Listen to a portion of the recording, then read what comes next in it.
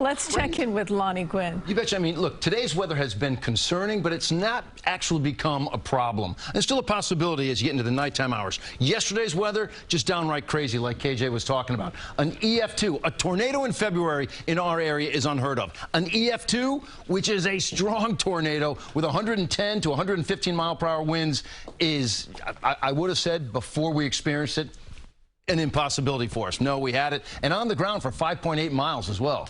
A lot longer than I thought looking at those initial pictures. It seemed like it was just in one area, but it did some damage out there. All right, let's move forward, though, and show you what we've got for you. Right now, you look outside.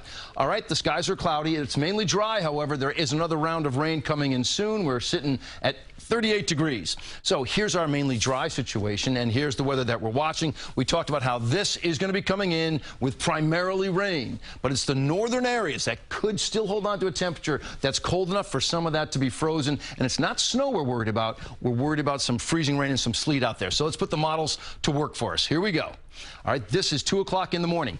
In comes the beginning of that system. Sullivan County, Ulster County, a little bit in Dutchess, Litchfield County. You see that pink? This is a new model run that's about 10 minutes old right now. So it's back to being a little bit more widespread. Is it going to actually become that full band of pink like we showed you yesterday, which is depicted up in Albany? The fact is, no, it doesn't do that. It does still maintain some of its identity, so it's still the risk. But this is 7 o'clock in the morning, and you're basically done with it at that point in time. Let's see what the numbers look like here in just a moment. I do want to show you. Thursday, for the most part, is a dry day, maybe a little passing bit of precipitation, but you're mild on Thursday. You're 49 degrees in the afternoon on Thursday.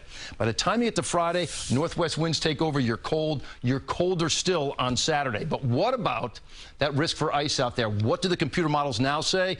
And they're putting out anywhere from, you know, a few 1/100ths of an inch, which wouldn't be a big concern. But if you get to 1/10 of an inch or more, like it is still depicting for Monticello and some of the higher elevated spots, that's a problem. So we're going to have to keep an eye on that to see and to hope that that doesn't come to fruition. But if so, you got to be careful out there in the morning north of the area. High temp tomorrow will be 49. The precip ends early.